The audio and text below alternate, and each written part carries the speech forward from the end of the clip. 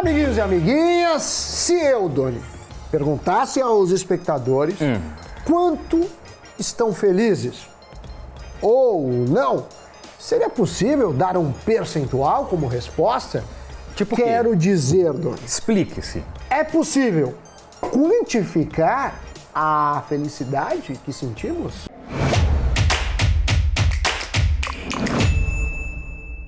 Mas que pergunta filosófica, Muito o programa de hoje está filosófica. assim? Está assim. Essa viagem, essa brisa, Sammy Sim, Boy. está na brisa Então hoje. calma, vamos trazê-lo para o mundo dos investimentos. A questão é que não temos uma espécie de felizômetro para medir exatamente o quão bem nos sentimos. Mas olha só que interessante, um professor de economia comportamental na Duke University criou uma metodologia capaz de medir o engajamento e o nível de felicidade das pessoas em seus respectivos trabalhos. Com isso, o professor Dan Ariely, que é um fenômeno, é o ídolo de Samidana? Não, é um dos caras que eu estimo muito. Ele é, para mim, o de mais fácil linguagem para quem quer estudar economia comportamental. Ele não tem prêmio Nobel como Kahneman, como Stiglitz, não como tem. Vários, não tem, mas é o que tem a linguagem fácil. Quem sabe ele ganha, ele ainda é muito jovem. Ariely, um beijo. Ele... É muito bom, tem TED com ele, vale a pena ver, procura aí Dan Ariely, é muito legal muito mesmo, bom. Real. Ele até dá entrevista num documentário que eu vi recentemente sobre Theranos. Theranos? Eu vi. Ele aparece lá. Ele tem um também que chama... sobre mentira, que ele tem uns trabalhos sobre isso. Ele tem muitos trabalhos legais. Pois é, bom, com isso o professor Dan Ariely queria quantificar o que os funcionários pensam das empresas e quão motivados estariam. Isso porque, na visão dele, a motivação de um funcionário é muito importante para a produtividade e a organização. Sendo assim, o professor estudou por 6 anos a correlação entre o nível de engajamento das equipes e o desempenho das ações de uma empresa. O resultado dessa análise extensa de dados acabou por criar o indicador Human Capital Factor, ou fator capital humano, numa tradução livre. Certo. Nessa espécie de score, o pesquisador analisou o que cria e sustenta a motivação das pessoas, além de tentar entender quais empresas são melhores e piores nesses fatores. E Sammy Boy, qual é uma das consequências, das implicações dessa pesquisa dele? O que? Perguntou-lhe. Muito boa pergunta, Sammy Boy. Gostei da criatividade. Dar a possibilidade das pessoas investirem em empresas que tratam melhor seus funcionários e que também trazem retorno aos seus acionistas. Um outro objetivo da pesquisa é fazer com que as empresas passem a repensar no capital humano como um ativo. Exato. E baseado nesse conceito, foi que a gestora americana Harbor Capital Advisors lançou no final de fevereiro um ETF que replica o índice construído a partir do score criado justamente por Dan Ariely. Nele estão as empresas americanas de maior pontuação quanto ao capital humano. A regra para fazer parte desse índice é que as empresas tenham boas avaliações dos funcionários, assim como uma capitalização de mercado de, no mínimo, $1 bilhão. O ETF, cuja sigla em bolsa é bem sugestiva, REP, nesse caso com um P só, tem na carteira empresas de tecnologia, empresas farmacêuticas, um pouco de tudo. Pfizer, Zoom, United Therapeutics, entre tantas outras desconhecidas do público brasileiro. O índice tem de 70 a 100 empresas, com a classificação mais alta quanto a funcionários muito engajados, muito motivados.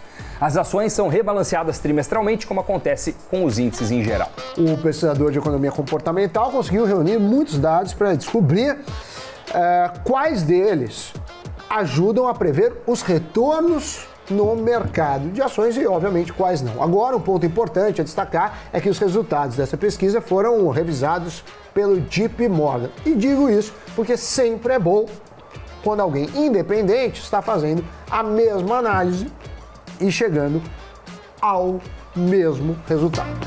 Segundo o Banco Americano, foram analisadas as respostas de 2.600.000 entrevistados, a partir de pesquisas únicas coletadas em mais de 65 milhões de pontos, além de uma segunda base de fontes públicas. Segundo os analistas, a base foi estruturada em 30 classificações em tópicos como cultura da empresa, atitudes no local de trabalho, relacionamento com gestores, benefícios, compensações, percepção sobre a liderança, valores da organização e outras também.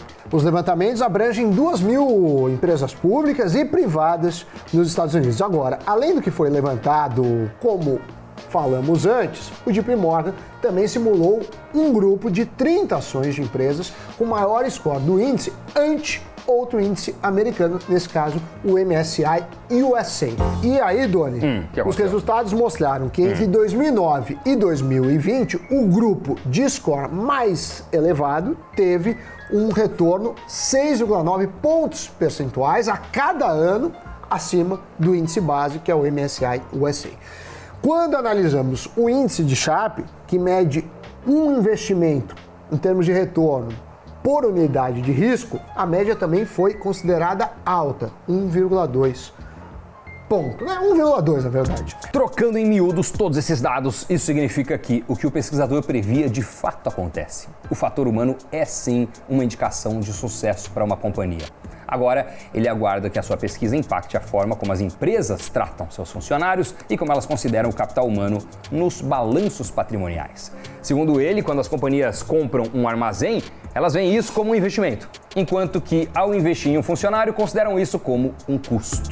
Esse ETF é caracterizado como um investimento responsável pelo qual muito se tem falado de tempos para cá.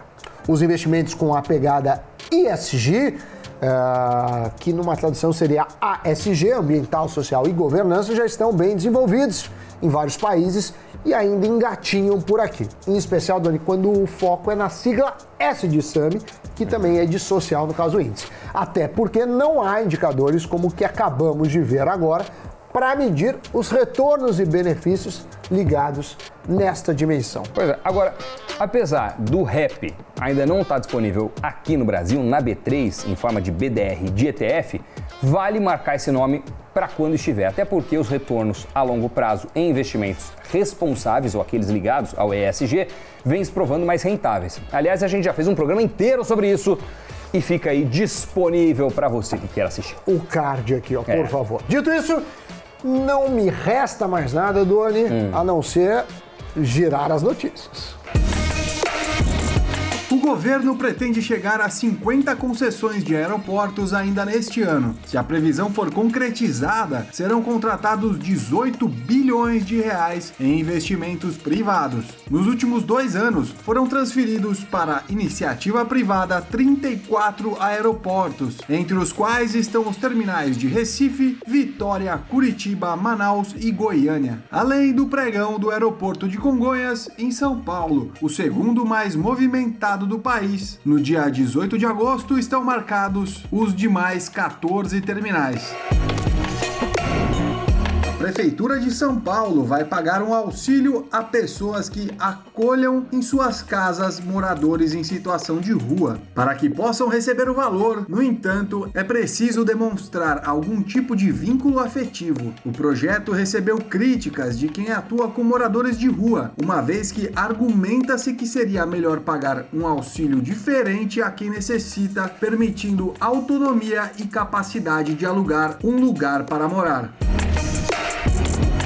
A maior gestora cripto do mundo entrou com um recurso legal contra a CVM dos Estados Unidos. Isso porque a Grayscale Investments teve seu pedido negado para converter o seu fundo de Bitcoin em um ETF à vista negociado em bolsa. Agora, a empresa pretende levar adiante todos os recursos jurídicos contra o xerife regulador do mercado de capitais americano. Notícias giradas, muito obrigado pelo like, obrigado por se inscrever no nosso canal, estar sempre presente aqui, contribuindo também para a continuidade dos nossos conteúdos e até o próximo Cafeína.